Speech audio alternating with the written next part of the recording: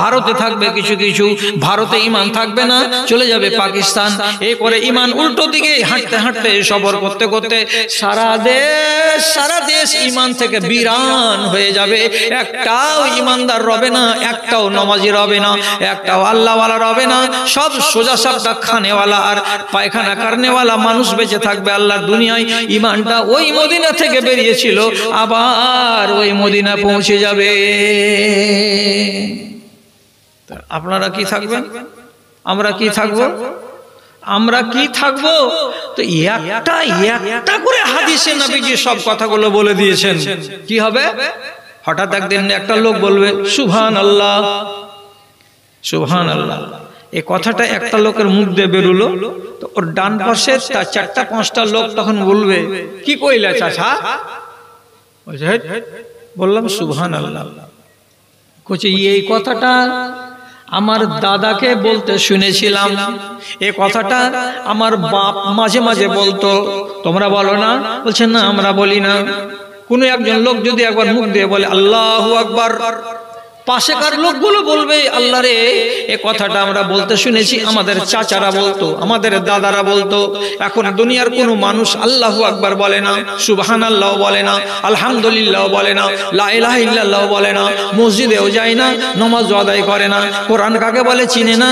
সব সাধারণ মানুষ একটা জীবের মতো হয়ে গেছে। তাহলে ঈমান কোথায় গেছে? যে ছেলেগুলো আপনার নসলের, কি বলছে আমার বাপকে বলতে শুনেছি এই কথাটা গো, মাঝে মাঝে বলতো লা ইলাহা ইল্লাল্লাহ, তোমরা বলো না? না। তাহলে ঈমান শেষ। এখন এরাকে আল্লাহ রাব্বুল আলামিন কি করবেন? শেষ করো দুনিয়াটাকে। তো দুনিয়াটাকে শেষ করার আগে আল্লাহ একবার ইনস্পেকশন করাবেন। আল্লাহ ফেরেশতাকে পাঠিয়ে বলেন দেখো তো ঈমানের হাল কি আছে। তো আল্লাহ রাব্বুল আলামিনের ফেরেশতা রিপোর্ট করবে, ওখানে গিয়ে বলছে মালিক এখনো দুনিয়ার মাটিতে মুর্শিদাবাদ এবং মালদার এলাকায় এলাকায় ঘুরে বেড়িয়ে দেখলাম মানুষ মাঝে মাঝে একবার করে বলছে আল্লাহু আকবার, কিংবা আল্লাহ, শুধু বলছে আল্লাহ। আজকে কত ঠান্ডা জি, ওরে আল্লাহ। আজকে গরম কত পড়েছে জি, ওরে আল্লাহ। একবার করে মানুষের আল্লাহ বলছে, আল্লাহ বলছে। নবীজি বলছেন হাদিসের ভেতরে লা তাকুমুস সাআতু হাত্তা ইয়াবকালা যাহরিল আরজি আল্লাহ আল্লাহ, যতক্ষণ পর্যন্ত আল্লাহ কথাটা জীবিত থাকবে ততক্ষণ পর্যন্ত আল্লাহ তাআলা বলছেন দুনিয়াকে বরবাদ করা হবে না। এই আল্লাহ কথাটা এক প্রজন্ম পর্যন্ত থাকবে, আর থাকার পরের প্রজন্ম আল্লাহও ভুলে যাবে, শুধু খাবে আর পায়খানা করবে, খাবে আর পায়খানা করবে। এরা মুসলমান না, এরা হিন্দু না, এরা খ্রিস্টান না, এরা জৈন, এরা উত্তম জাতি না, এরা নগণ্য জাতি। এদের মসজিদ কাকে বলে, এদের মন্দির কাকে বলে, এদের গ্রাম কাকে বলে, এদের ঈদগাহ কাকে বলে? কোনো কিছুই নাই, কিছুই নাই, কিছুই নাই। শুধু জানোয়ারের মতো বেঁচে আছে আর খাচ্ছে আর যাচ্ছে। এমন অবস্থাতে রব্বুল আলামিন বলবেন আল্লাহর ফেরেশতারা দুনিয়াকে বরবাদ করে দাও, এবং দুনিয়াকে আমি মাটি করে দিতে চেয়েছিলাম, নষ্ট করে দিতে চেয়েছিলাম, দুনিয়ার উল্টা সফর কায়েম করে দাও। বিভোর আদেশে বাজিবে যেদিন ইসরাফিলের ওই বিন, পাহাড় দরিয়া এক হয়ে যাবে, রবে না কিছুর চিন। আকাশ খসিয়া ভূমিতে লুটাবে, হয়ে যাবে খান খান। সূর্য চন্দ্র আলোহীন হবে, আহা কি খোদার শান, আহা কি খোদার শান। আচম্বিত হয়ে উপরে তাকাবে যত ইনসান আর জিন, বিভোর আদেশে বাজিবে যেদিন ইসরাফিলের ওই বিন, পাহাড় দরিয়া এক হয়ে যাবে, রবে না কিছুর চিন। পেটের বাচ্চা কোথায় পড়বে মা জানিবে না তার কিছু, প্রলয়ের দিন কঠিন হইবে, ফিরে তাকাবে না কেউ পিছু, ফিরে তাকাবে না কেউ পিছু। ইহ জগতের অন্ত হইবে, ধরাই রবে না কেউ সেদিন, বিভোর আদেশে বাজিবে যেদিন ইসরাফিলের ওই বিন, পাহাড় দরিয়া এক হয়ে যাবে, রবে না কিছুর চিন, রবে না কিছুর চিন। মনোরম এই দুনিয়াটা হাই তছনছ হয়ে যাবে, মনোরম এই দুনিয়াটা হাই তছনছ হয়ে যাবে, কেননা ধরাই যুগ যুগ ধরে শুধু সাইক্লোন বয়ে যাবে, শুধু সাইক্লোন বয়ে যাবে, এমনি ভাবে কেটে যাবে হাই জানি না কতদিন, বিভুরা দেশে বাজিবে যেদিন ইসরাফিলের ওই বিন, পাহাড় দরিয়া এক হয়ে যাবে, রবে না কিছুর চিন রে, রবে না কিছুর চিন। শেষ করি কথা, আপনি এসেছিলেন প্যান্ট পিন্ধে এসেছিলেন কি? 2 ইঞ্চি কাপড় ছিল গায়ে কি ছিল না? ন্যাংটা হয়ে এসেছিলাম আমরা, তাই তো? সবাই আম্বিয়ায়ে কেরাম পর্যন্ত ন্যাংটা হয়ে এসেছেন দুনিয়াতে। আমরা যত নর নারী পৃথিবীতে পয়দা হয়েছি সব উলঙ্গ হয়ে। আল্লাহ তাআলা বলছেন আবার তোমার উল্টা সফর যখন শুরু হবে তোমার সব কাপড় খুলে নেওয়া যাবে। নিল না খুলে? দামি দামি পাঞ্জাবি, দামি দামি পায়জামা, দামি দামি শার্ট, ব্র্যান্ডেড কোম্পানির ফুল প্যান্ট সব খুলে নিয়ে সাদা কাফন চাল চাপিয়ে দিল আর দিয়ে কবরে নিয়ে গেল। এবার আপনি বলবেন কই হলো মাওলানা? ন্যাংটা হয়ে এসেছি, উল্টো সফর হবে, তো কাপড় তো খুলে নিল বুঝলাম, কিন্তু সাদা কাপড় কেন রাখলো? ন্যাংটা কেন করলো না? এই জন্য করলো না যে আপনার সফরটা প্রথমত এটা হলো পার্ট, একটা অংশ, যেটা ফাইনাল হবে সেটা ন্যাংটাই হবে। এটা কেন করলাম? আল্লাহ তাআলা করলেন কেন? তো বলছে যেহেতু তোমাকে দুনিয়া থেকে যখন ওখানে পাঠাবো আরেক দুনিয়ায়, তো তোমাকে ন্যাংটা করে যদি পাঠাই তো হাজার হাজার মানুষ তোমার আবরু, তোমার ইজ্জত সবাই দেখতে পাবে, আর দেখতে গেলে এটা মানুষের ইনসানিয়তের বেহুরমতি হবে, অসম্মান হবে। এই জন্য তার নিজের কাপড়কে ব্র্যান্ডেড কোম্পানির খুলে দিয়ে বিনা পকেটের, বিনা সেলাইয়ের, বিনা মাপের, বিনা ডিজাইনের তাকে ফুল ফ্রি সাইজ সাদা কাপড় দিয়ে এটা প্রথম স্টেপ তোমাকে কবরে পাঠালাম। এবার কবর থেকে যখন উঠবে ওইটা হচ্ছে তার ফাইনাল। সেদিন রব্বুল আলামিন বলছেন তোমার উল্টো সফর যেদিন ফাইনাল শুরু হবে সেদিন তোমার প্রথম যাত্রাটা যেমন হয়েছিল তেমনি সেদিনকার যাত্রাটা তোমার হবে। মায়ের পেট থেকে জন্ম নিয়েছিলে 3 তলা বাড়িতে কিংবা কোনো নার্সিং হোমে, তোমাকে একটা তৌলিয়ার উপরে রাখা হয়েছিল, তুমি ছিলে নাঙ্গা, তুমি ছিলে উলঙ্গ, ঠিক সেইমনি তোমাকে কিয়ামতের দিন হাসরের ময়দানে নিয়ে আসা হবে। কবর থেকে কেমন হয়ে আসবে? রাসূলুল্লাহ বলছেন ইউহশারুন নাস ইয়াউমাল কিয়ামাতে হুফাতান ওরাতান গোরলা, যত মানুষ পয়দা হয়েছে পৃথিবীতে সবাইকে হাসরের ময়দানে উলঙ্গ করে জমা করা হবে। এক খাতনা দেওয়া থাকবে না, এটা হলো 2। আর একটা মানুষের পায়ে স্যান্ডেল রবে না, জুতা রবে না, চপ্পল রবে না, খালি পায়ে হাসরের ময়দানে দৌড়াতে দৌড়াতে হাজির হতে হবে। সব উলঙ্গ। এসেছিলে তুমি উলঙ্গ হয়ে, এবার যাচ্ছ তুমি কি হয়ে? তো উলঙ্গ হয়ে। এটাই হলো তোমার শেষ বিদায়। মা আয়েশা বলেছিলেন এত উলঙ্গ হয়ে যদি সফর করি তো ইয়ানদুরু বাযুনা ইলা বায, একজন আরেকজনের দিকে তাকাবে। একটা যুবক ছেলে ওর পাশে দিয়ে যদি একটা যুবতী নারী দৌড়ায় 16 বছর 18 বছরের, তো দৌড়াবে আর তাকাবে, দৌড়াবে আর তাকাবে।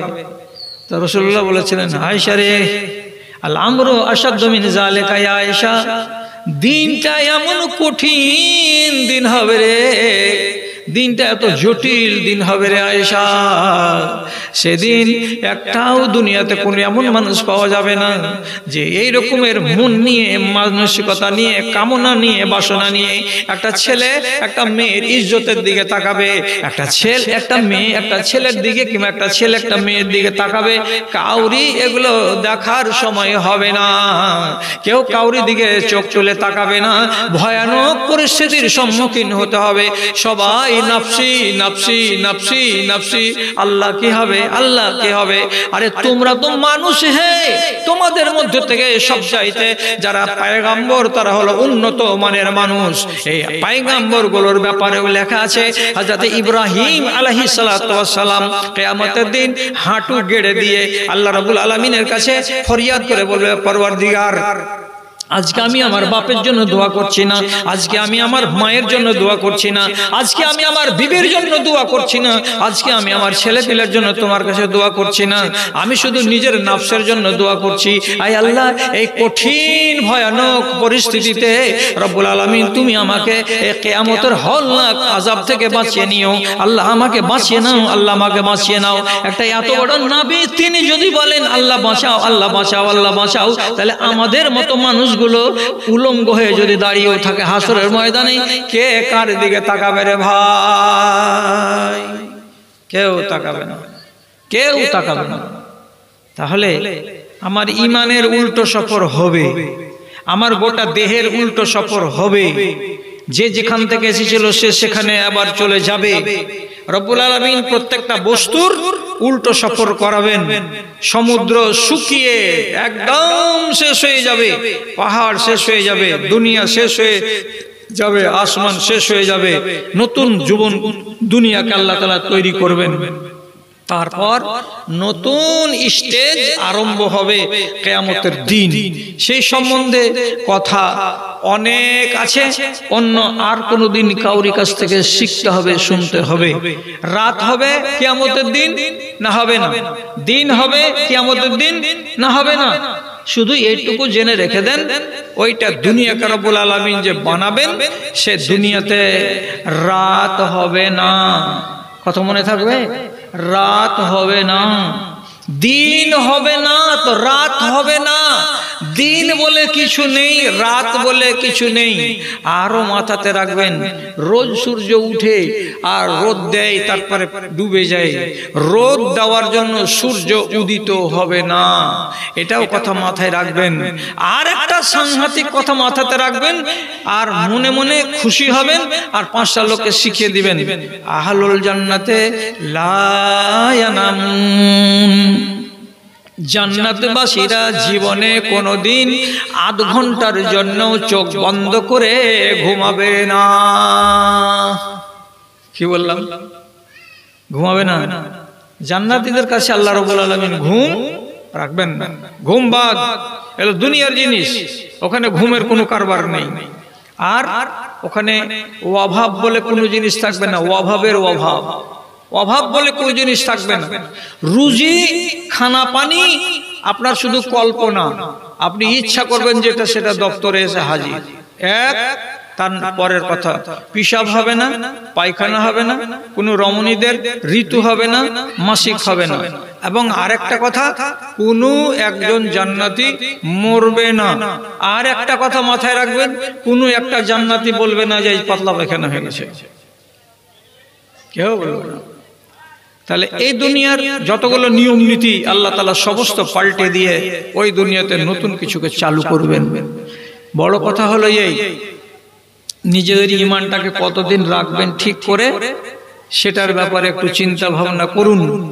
যতক্ষণ দিন আছে ততক্ষণ আপনার ইজ্জত আছে, ততক্ষণ আপনি মরবেন তো ঈমানি জিন্দেগি নিয়ে মরবেন। আর ঈমানকে হাতছাড়া যদি করেন, এ দুনিয়াও গেল, ওই দুনিয়াও গেল।